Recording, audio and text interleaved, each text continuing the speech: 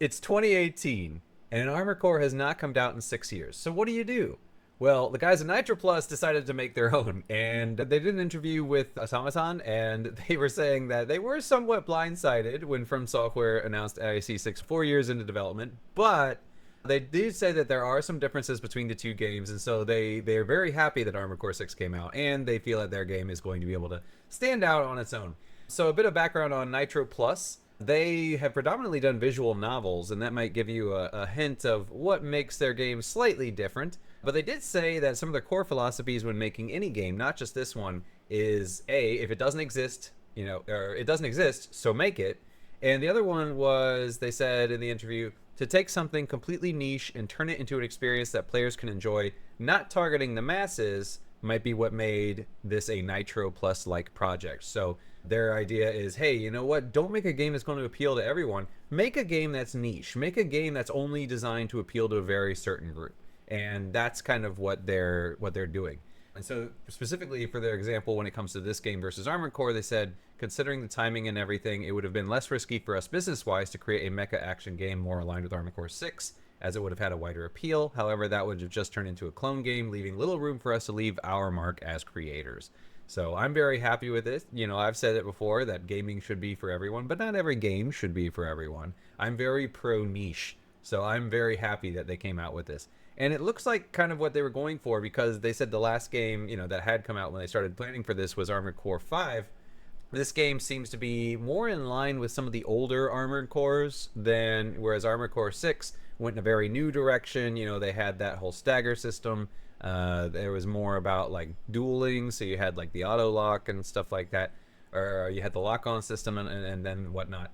So, this seems to be going more in the direction of older Armored Cores, because that's where they drew their inspiration from. So, if you're a fan of older Armored Cores, maybe you want to check this out. But there is one key difference that might turn some people off, but we'll get into that for a little bit. So anyway, this game has, like I said, has been in development for quite some time. And it released just this last week, on April 24th. But it is only on Steam, but it is pretty cheap. It's only $20 US, which is really, really great. They say the gameplay is obviously very similar to Armored Core in a lot of ways. You can customize your doll. You've got, your mobility module, which are your legs. You've got your headset, which is the head. You've got a hanger module, which is kind of like a shoulder thing where you can put your rear weapons. You've got a thruster module, which is, your booster. You've got your utility module, which allows you to have like special things. You got your primary arms, which are, the guns that you're holding, and your rear arms, the ones that are on your shoulders. But they said that what's going to make this mostly different is that this game is going to have more emphasis on exploration.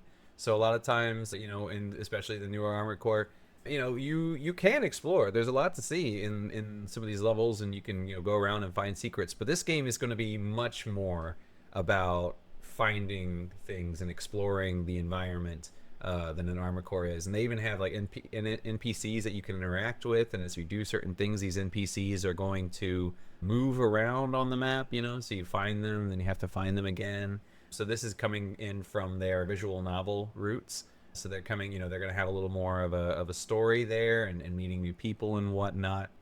But the gameplay loop itself is going to be very much Armored Core. You take your doll out on a mission, you make money, you gear up, and then you go back out there and get back in. So what's going to make this game mostly different, like I said, is the exploration. But also, you may have noticed when I listed all the parts that you're going to be having, I didn't mention a core. There is no core to these Armored Cores, because your core is going to be this little anime girl. All right? So you have your anime girl. She's totally customizable too, and she's your core, and then basically you load up all your armor on her. So it's basically this girl wearing armor as opposed to a giant mech. So you're a tiny mech. And, that might turn some people off, but hear me out. The trailer looks really, really good. This does look like classic Armored Core. They've got the boosting and the flying around and the landing and everything. It looks really, really cool. They also have some customization. They also have all the customization that you had in the Armored Core, not just with the building of your mechs themselves, but they also, you can color them. They have tuning, so you can go in there and you can say like, okay, I want a little more barrier power. So they have like an overshield kind of thing, which is, I guess, a bit more like Armored Core 4. And then that's going to recharge, so that's a very common thing in games these days. So you can increase that. You can increase basically your BP cap, which is like the amount of ammunition that you have. So your guns generate ammunition. So I guess they have like a battery supply.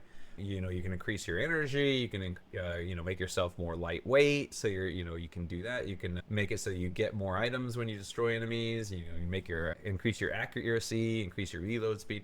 So you can go in there and you can tweak all these little things on your character.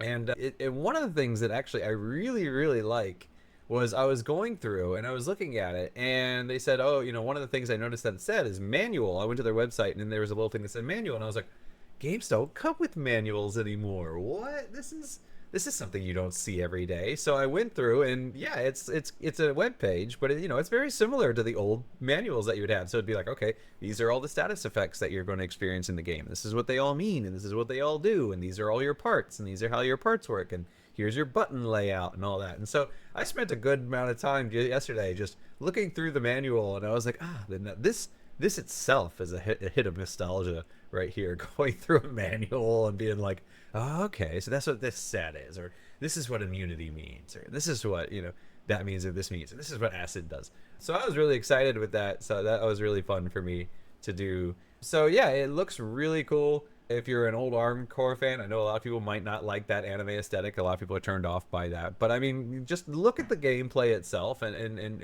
think about it. You know, it might be worth giving it a chance. I know 𝙎𝙪𝙥𝙦 is supposed to be a relatively short game. So, you know, and my next game on the list was Death Stranding, which doesn't come out till June. So I might have some time between the two. I might actually be checking this one out as my next game. So if you're an old school Armored Core fan and you played Armored Core 6 and you enjoyed it, but you're like, you know, I really do kind of miss that older Armored Core feel, check out Doll's Nest. $20 on Steam, out right now.